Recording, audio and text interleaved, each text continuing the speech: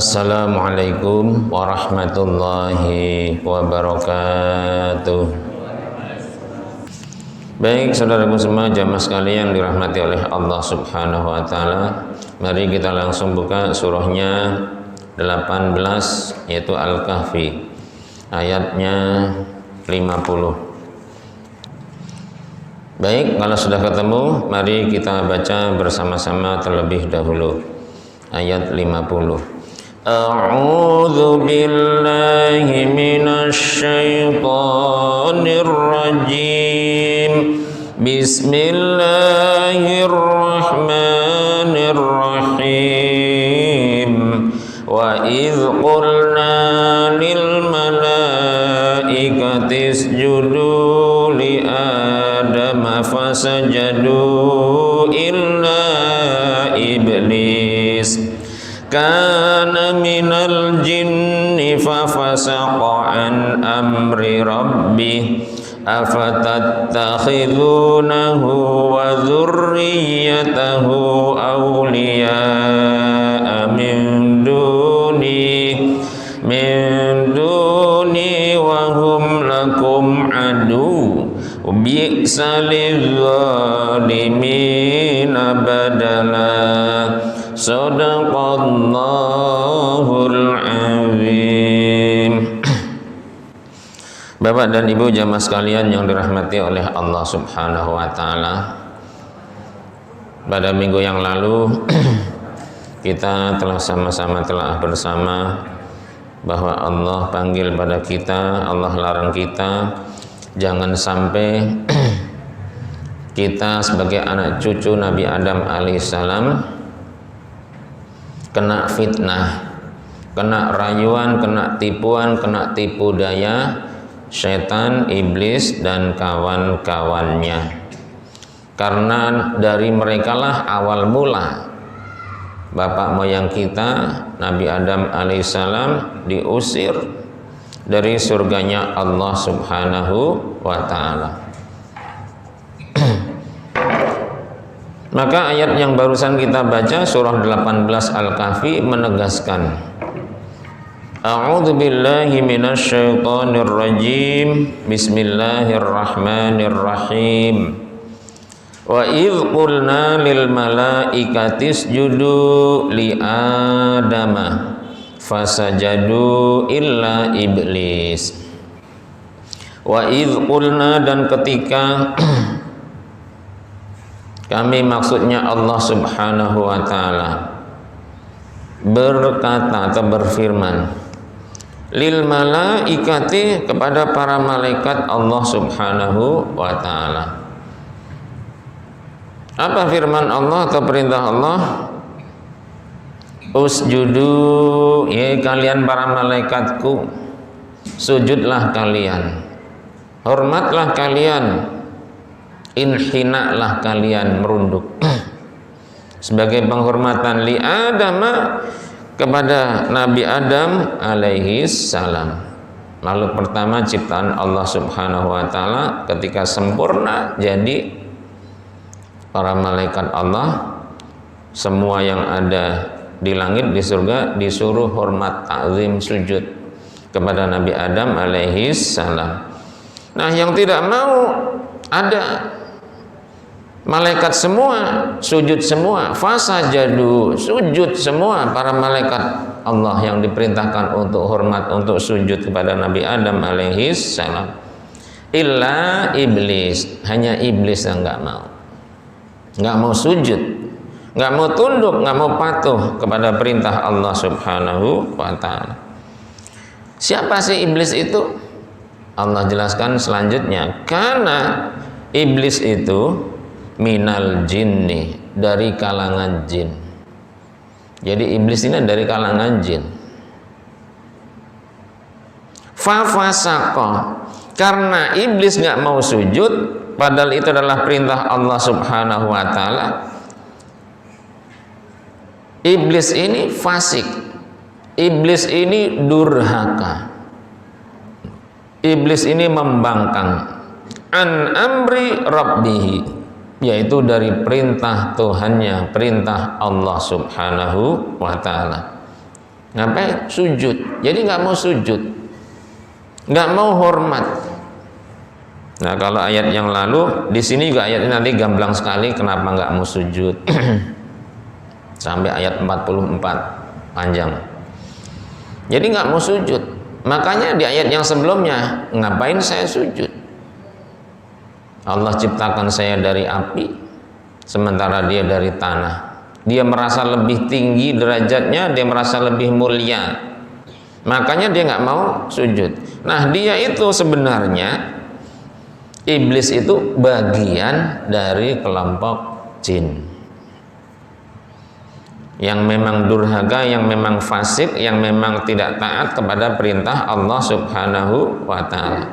Maka ditanya kepada kita, kalau kita sudah tahu seperti itu, bahwa jin adalah pembangkang, tidak patuh, tidak tunduk, tidak taat, durhaka kepada Allah Subhanahu wa ta'ala, afatattakhiduna, apa kalian, apa kita masih kepengen mengambil atau menjadikan kepada iblis, kepada jin, wa dzurriyyatahu, dan seluruh anak keturunannya. Nah, jawaban pertanyaan Bapak Sarana terjawab. Jadi jin itu punya anak keturunan. Insya Allah nanti kita akan bahas, kita akan kupas ya, bagaimana sampai dia bisa berkembang biak. Alhamdulillah referensinya sudah ketemu. Jadi waduriyah, dia punya anak keturunan. Apa mau kita masih punya keinginan untuk menjadikan iblis, untuk menjadikan setan, jin, dan seluruh anak cucunya auliya, menjadi pemimpin kita, menjadi pelindung kita, menjadi kiblat kita? Min duni, meninggalkan saya Allah Subhanahu wa ta'ala. Masa malah milih jin, milih iblis, milih setan jadi pelindung kita? Apa kepengen seperti itu sementara Allah ditinggalkan? Wahum, sementara mereka jin, iblis, setan, semuanya lakum, buat kalian, buat kita semua, aduun, adalah musuh. Wong musuh kok diajak menjadi teman, jadi pelindung? Salah berarti. Yang dimintain pertolongan berarti sesat sekali. Na'udzubillahi min dzalik, jangan sampai.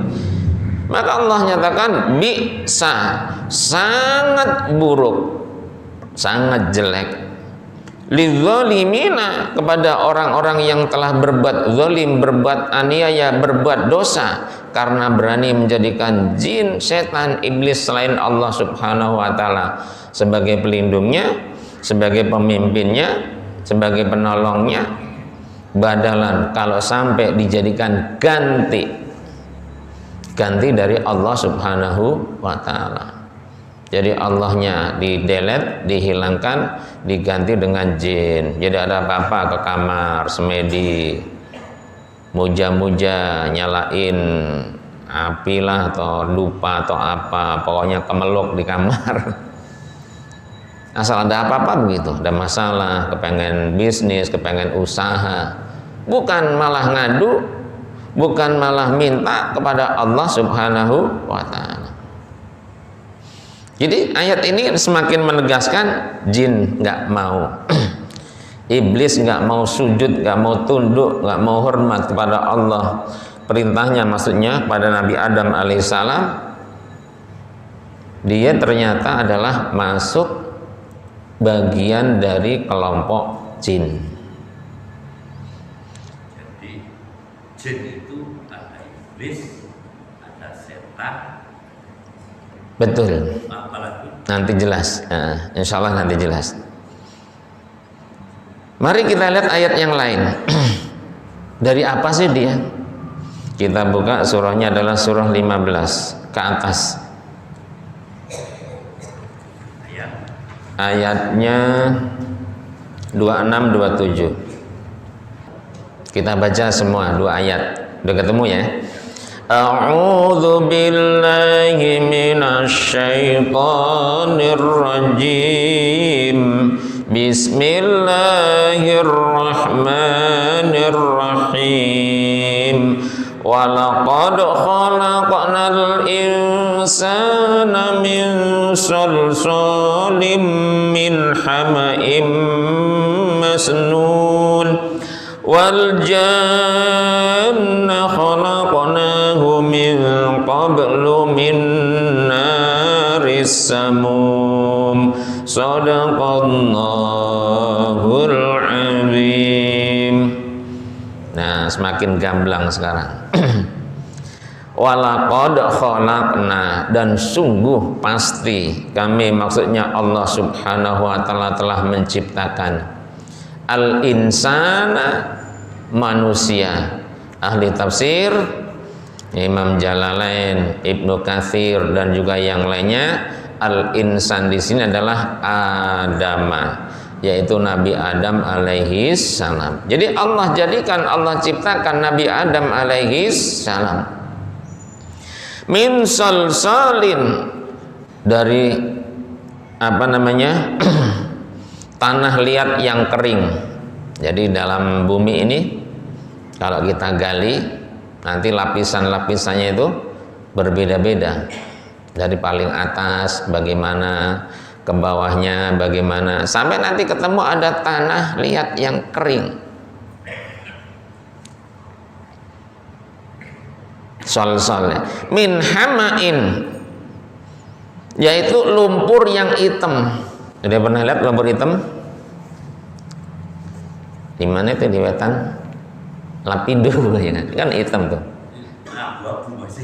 Abu-abu ya. Nah, pokoknya ada lumpur hitam. Berarti dari tanah, bener-bener dari tanah liat yang kering, lumpurnya hitam. Bayangin, kalau seandainya dilihat lumpur mana hitam, kering, jelek apa bagus?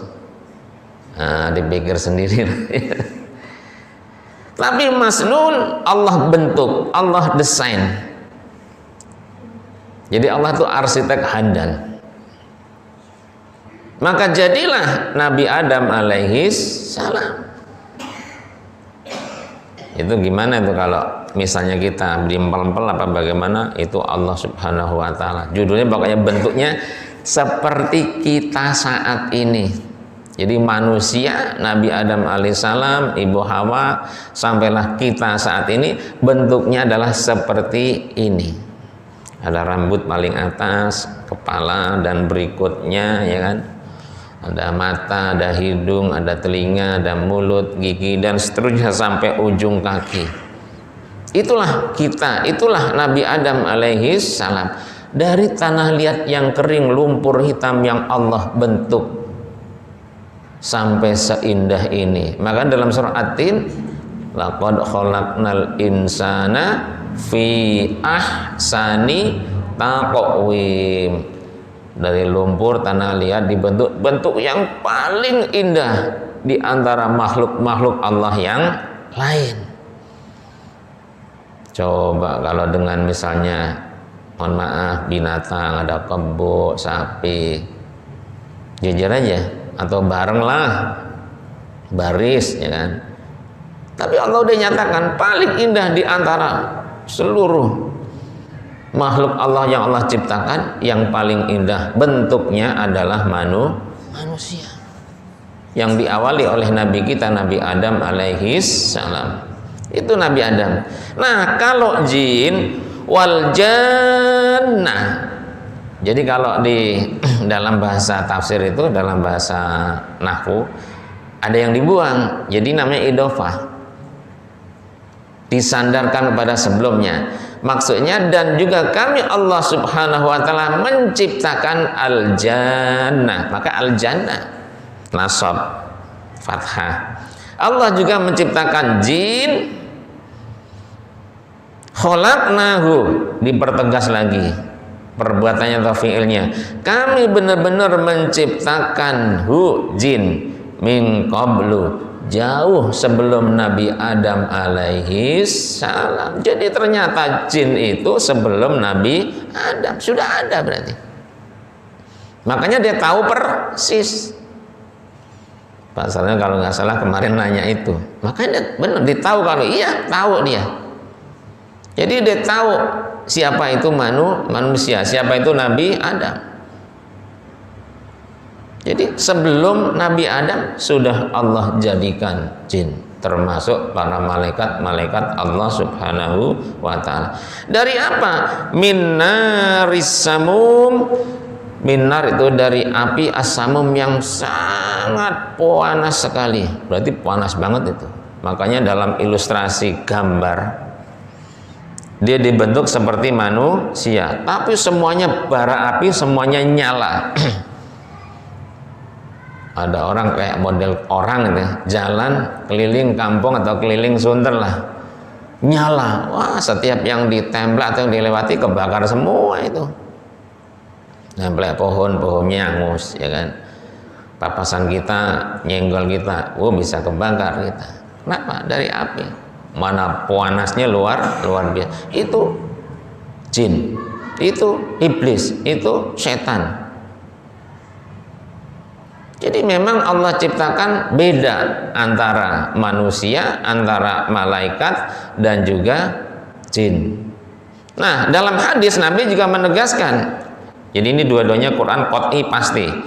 Dalam hadis dari riwayat Imam Muslim, Nabi an Aisyah, dari Siti Aisyah radhiyallahu anha, semoga Allah meridhoinya, qala telah berkata Siti Aisyah, qala telah bersabda Rasulullah sallallahu alaihi wasallam, yaitu Rasulullah sallallahu alaihi wasallam, khuliqat, diciptakan atau dijadikan al malaikatu, malaikat Allah Subhanahu wa taala, min nurin, dari cahaya. Nah, kalau malaikat dari cahaya, makanya adem. Cahaya ya, namanya cahaya, ini segala cahaya yang ada. Maka gambaran malaikat itu terang gitu. Yang didatangi contoh Nabi kita ketika didatangi malaikat Jibril alaihi salam. Tapi karena pimpinan para malaikat kan besar sekali itu, suaranya, gemuruh gemerincingnya, sampai Nabi itu menggigil. Jadi dahsyatnya kedatangan malaikat Jibril alaihissalam itu sangat luar biasa. Itu dari nur, itu dari cahaya. Malaikat. Wa khuliqa, dan juga dijadikan al-jannu, jin, mimma rijim minnar, yaitu dari api yang sangat panas. Wa khuliqa, dan juga dijadikan atau diciptakan Adamu, Nabi Adam alaihissalam, mimma, yaitu dari sesuatu, wasofa, yang telah ada, lakum, buat kalian. Nah, kalau Nabi Adam dari barang yang sudah ada, berarti ada bumi, ada dan lain sebagainya. Dialah seperti ayat tadi yang di atas, dari tanah liat yang kering, bahkan lumpur hitam, tapi yang dibentuk, didesain oleh Allah Subhanahu wa ta'ala, jin. Nah, sekarang gamblangnya jin, setan, iblis, sampai berkembang biak, dan kemarin saya hanya sampaikan dia bahkan lebih banyak. Ternyata benar memang.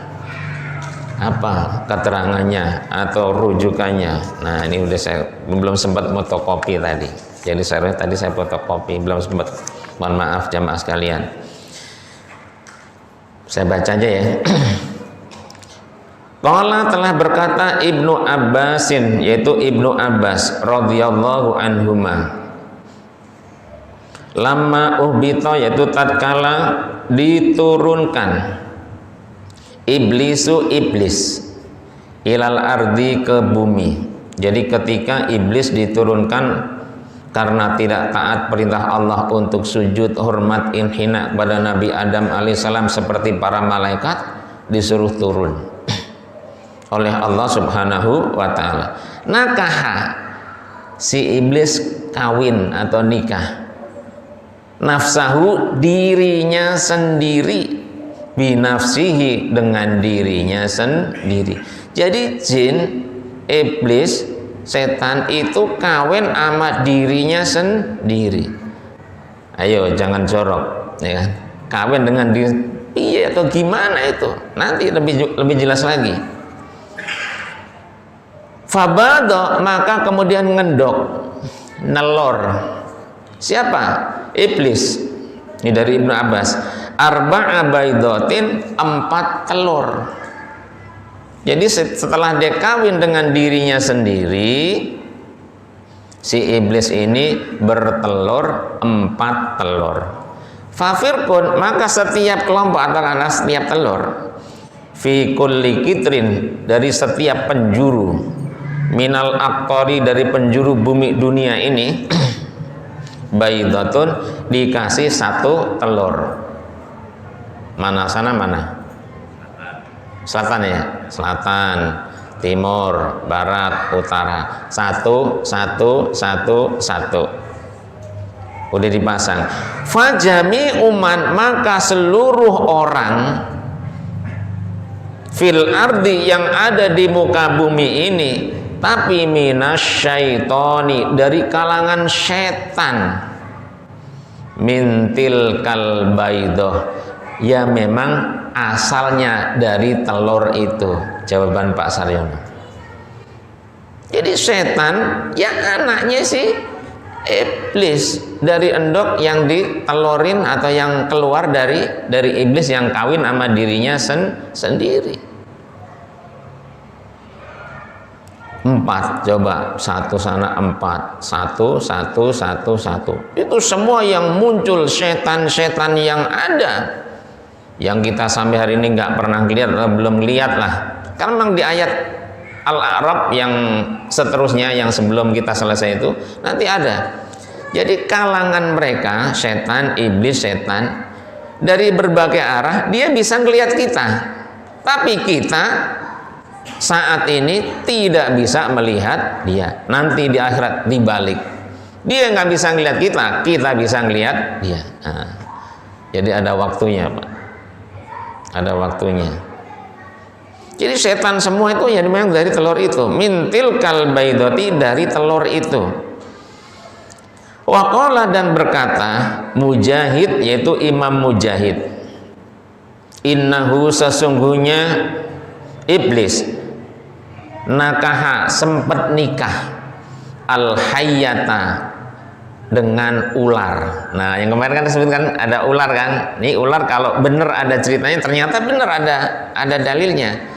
Itu dia kemana? Ke iblis. Jadi iblis nikah dengan ular. Allati dakhala, yaitu yang masuk fi jaufiha, di dalam jaufnya, dalamnya ular. Fil jannati, sehingga si iblis ini bisa sampai kemana? Ke surganya Allah Subhanahu wa ta'ala. Jadi ular itu, ularnya gedenya kayak apa Pak? Wallahu a'lam. Jadi memang ada ular yang ularnya dinikahi oleh iblis, dikawinilah. Hina uhbitat, yaitu ketika si iblis diturunkan oleh Allah Subhanahu wa ta'ala ilar ardi, ke bumi. Sama fabadot, maka iblis yang nikah dengan ular, ularnya nelor. Sekarang jadi lebih masuk akal lagi ya. Kalau tadi kalau iblis nelor, kita lihat iblis kayak apa bentuknya juga belum tahu, nelor. Nah sekarang kalau ular nelor, logika dan kita sangat bisa menerima. Jadi di mana-mana ular juga nelor, ya kan? Fabadot, maka nelor ular tersebut al-alba'ah, 4. Jadi menurut Imam Mujahid, yang nelor itu adalah ular yang dikawin sama iblis. Telurnya 4. Sama telur 4 inilah yang dibagi 1, setiap penjuru di muka bumi ini 1, 1, 1, 1, dan seluruhnya keluar, ya iblis, ya setan, dan juga jin. 1 keterangan hadis. Nah kemudian ada kitab yang lain, namanya kitabnya adalah Sab'atu Kutubin Mufidah, kitab Sab'ah Kutub nama kitabnya itu. Wa ammal jinnu, dan adapun jin, Fa innahum, maka sesungguhnya jin, yakuluna, mereka juga makan. Tuh, jelas ya. Jin juga makan. Ada yang pernah tahu dia makan apa? Itu kata orang. Ya kan? Jadi katanya tulang, sisa kita ini kan makan nih. Tadinya mah bersih. Tadinya bersih. Masih adalah gabul-gabulnya sedikit-sedikit, tahu itu seratnya, tahu itu mungkin apa yang lembek-lembeknya, dibuang gitu aja. Nah, besok sehari, 2 hari, 3, bersih banget itu. Itu bukan dimakan jin, bukan dimakan iblis, bukan dimakan setan, ya semut dan lain sebagainya kan makan ke situ. Masa dia kita sebut jin? Bukan. Itu cerita orang-orang tua kita, memang saya juga sama dengar seperti tadi. Jadi katanya tulang tuh makan, enggak, anjing makan tulang, ya kan? Dikeletak, ya kan? Ya, iya kan? Bener kan?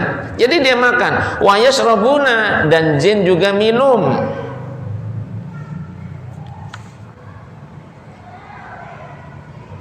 Wa yatawalladuna, dan juga mereka melahirkan. Nah, ini memperjelas yang atas. Jadi mereka ngelahirin. Kalau tadi kan nelor. Dalam keterangan di kitab Sab'atu Kutubin Mufidatin mengatakan bahwa jin dia itu makan, dia itu minum, dia itu melahirkan. Kalau berarti melahirkan berarti kawin, berarti ini nikah. Semakin jelas ya dalam kitab Sab'atu Kutubin. Dalam kitab yang sama, beda halaman, yang pertama 184, yang kedua 189. Diterangkan dari wa akhraja, dan meriwayatkan atau menceritakan atau mengeluarkan Abdul Razak, Ibnu Jarir, Ibnu Jarir, wa Abdul Mudir, Ibnu Mudir, wa Ibnu Abi Hatim, Ibnu Abi Hatim, wal Hakim, dan Hakim, an Abdillah ibni Amrin, dari Abdullah bin Amr radhiyallahu anhuma. Innallaha, sesungguhnya Allah subhanahu wa ta'ala, ini isinya, jazaa, membagi. Allah subhanahu wa ta'ala membagi al-insa, umat manusia termasuk kita, wal jinna, dan jin, asyrota ajzain, 10 kelompok, 10 bagian. Fatis'atun, maka 9, yang 9-nya minhum, dari manusia dan dari jin, tapi khususnya ada yang dimaksud pokoknya dari kalangan mereka. Minhum al jinnu, adalah jin, yang 9 itu adalah jin. Jadi 10 bagian manusia dan jin, 9-nya adalah jin. Wal insu, sementara manusia juz'an, yang sebagian, wahidun, itu 1. Jadi kalau manusia cuma 1, berarti 1 berbanding 9. Berarti 1 orang dikeroyok sama 9. Maka kita ini harus benar-benar hati-hati sejak hidup kita, sejak mukallaf sampai akhir hayat kita. Yang udah sering saya sampaikan, ayo kita istiqomah dalam melaksanakan perintah Allah, meninggalkan larangan Allah dengan tulus, ikhlas, ridho karena Allah. Itu kita continue, itu kita istiqomah, itu kita ikhlas. Insya Allah, yakin, otomatis Allah subhanahu wa ta'ala akan memprotek kita, menjaga kita sampai akhir hayat kita. Insya Allah husnul khotimah. Karena seperti ini, bayangin, dikeroyok 9. Itu kalau pas 9, nah kalau lebih, wah nggak mempan dia, manggil temennya, tambah banyak lagi gitu. Jadi 1 orang berbanding 9. Fala yuladu, maka tidak akan dilahirkan minal insi, dari manusia, waladun, seorang anak. Jadi tidak dilahirkan dari manusia seorang anak, illa wulida, melainkan juga dilahirkan minal jinni, dari jin, tis'atun, 9. Tambah jelas. Berarti perbandingannya sudah jelas, 9 banding 1. Ya Allah, ternyata seperti itu. Keterangan yang lain masih dalam kitab yang sama, Sab'atu Kutubin Mufidatin, tapi halamannya beda, yaitu halaman 202. Wa amma iblisu, dan adapun iblis, fa innallaha, maka sesungguhnya Allah subhanahu wa ta'ala, khalaqa telah menjadikan atau menciptakan lahu untuk iblis fi fakhidhihi di paha iblis al yumna yang sebelah kanan, paha kanannya iblis Allah ciptakan zakaron, zakar bermentos nggih kita punya ya kan. Jadi Allah menciptakan zakarnya iblis ada di paha sebelah kanan. Wafil yusra dan di paha sebelah kiri farjan, farji, vagina. Jadi zakarnya ada di paha sebelah kanan, farjinya atau vaginanya ada di paha sebelah kiri. Fahuwa maka iblis tersebut yang kihu atau yungkihu kawin atau nikah. Hadza bihadza, ini dengan ini. Jadi dia menikahkan dirinya sendiri, paha sebelah kanan dengan paha sebelah kiri dimasukkan kawin. Tapi kawin awake dhewe. Nah, ini lebih menghebohkan lagi. Fayahruju maka keluar lahu untuk iblis yang kawin dengan dirinya sendiri kulla yaumin setiap hari asyra baidotin 10 telur. Jadi kawin paha kanan, paha kiri dengan dirinya sendiri setiap hari keluar 10 telur. Yahruju dan keluar pula min kulli baidatin dari setiap telur yang dikeluarkan oleh iblis tersebut sab'una syaitonan 70 setan laki-laki wa syaitonatin dan setan perempuan. Berarti berapa? 140. Masya Allah, semakin banyak dia. Ngerti ya? Jadi dia kawin dari paha kanan zakar, paha kiri farji, kawin sendiri setiap hari nelor sebanyak 10. Setiap telurnya keluar setan laki-laki dan perempuan, setan laki-laki 70, setan perempuan 70, total 140 setiap hari. Dikali 10 berapa? 140 dikali 10.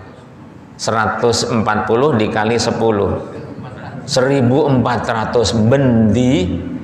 Ya Allah, serem amat ya. Nah, yang terakhir Imam Mujahid. Tapi intinya nggak jauh beda, nggak apa-apa, harus saya sampaikan. Dari Imam Mujahid, kalau ini ada di tafsir Qurtubi. Waqala dan telah berkata Mujahidun, yaitu Imam Mujahid, inna iblisa, bahwasanya iblis, adkhala, iblis tersebut memasukkan farjahu, farjinya, fi farji nafsihi, pada farji dirinya sendiri. Jadi kalau kita kenal dalam kedokteran ada istilah, ada lesbi, ada onani, ada apa lagi itu satu lagi? Ya itulah pokoknya macam-macam. Tapi ini kayak normal gitu loh. Cuman ada di badan satu. Jadi satu orang. Jadi satu iblis. Paha kanan, paha kiri. Jadi dia memasukkan sendiri. Nggak butuh orang lain. Maka bagaimana tuh? 5. 10 telur. Satu telurnya berapa tadi? 140. 70 laki-laki, 70 perempuan, dikali 10, 1400. Banyak sekali itu. Berarti sampai hari ini masih sampai hari ini terus itu sampai sekarang udah jumlahnya udah nggak bisa kehitung Pak itu. Fabada. Nah, setelah si iblis ini memasukkan farjinya kepada farjinya sendiri, maka nelor khamsa baidotin 5 telur. Kalau yang Ibnu Abbas, yang tadi di atas dalam Sab'atul Kutub itu 10.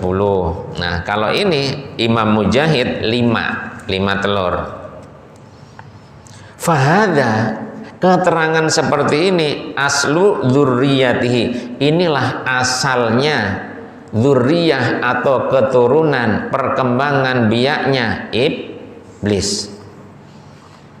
Wakilah dan dikatakan innallaha, sesungguhnya Allah subhanahu wa ta'ala khalaqa, telah menciptakan lahu untuk iblis fi fakhidhihi, di pahanya iblis alumna yang kanan zakaron, sama yang atas, yaitu zakar, wafil yusra, dan paha kirinya farjan, farji.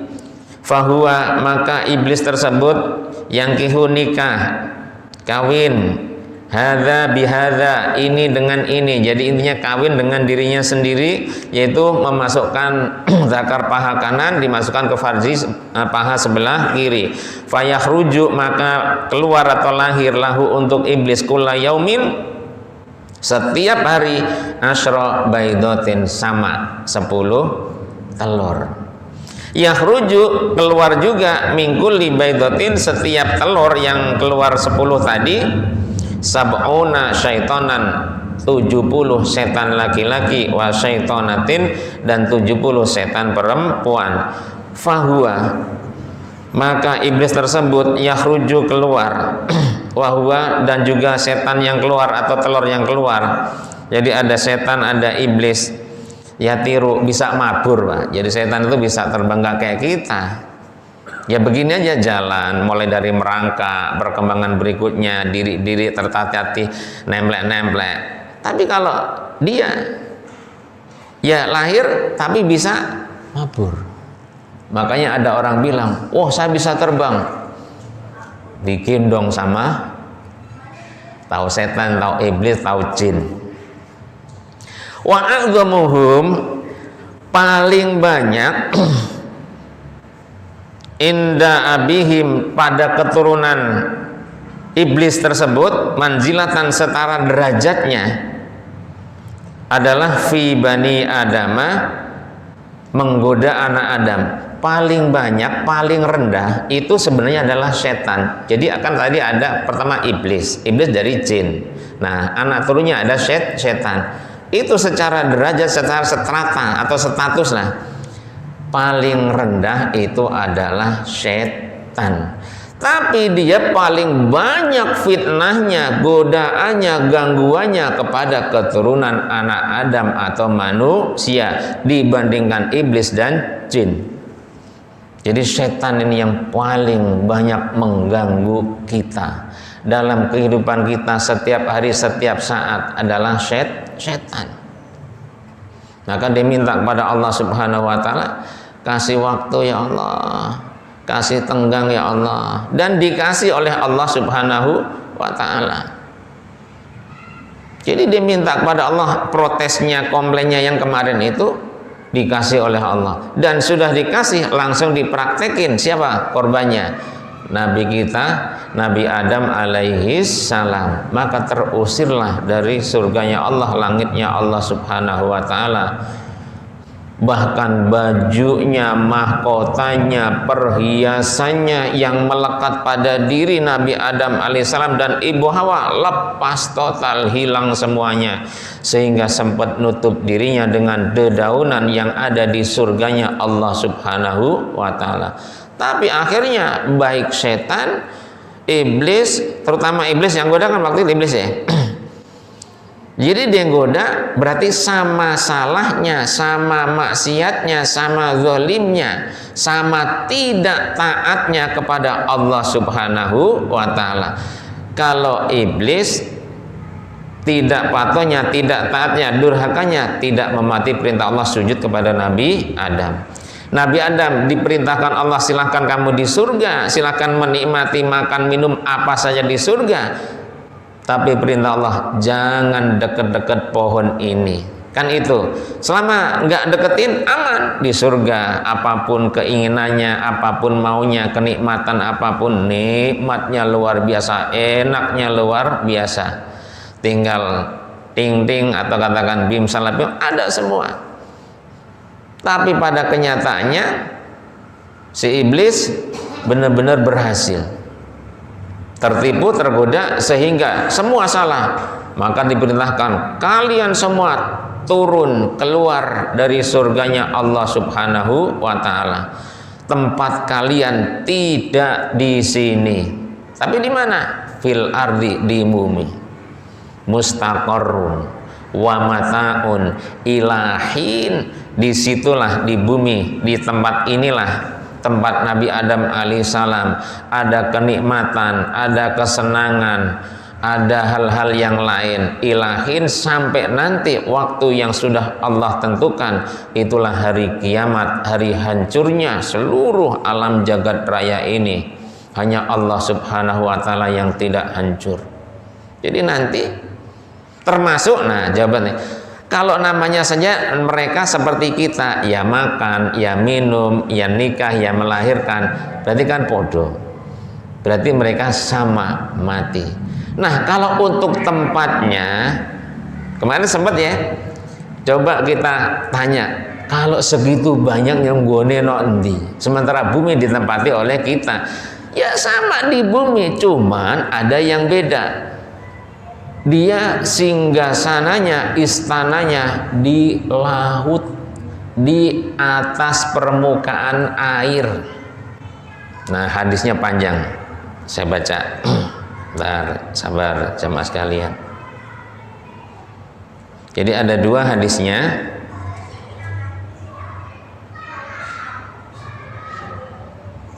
Buah kecil ini. Haddasana Abu Quraib, telah menceritakan kepada kami Abu Quraib, Muhammad bin Ala wa Ishaq bin Ibrahim.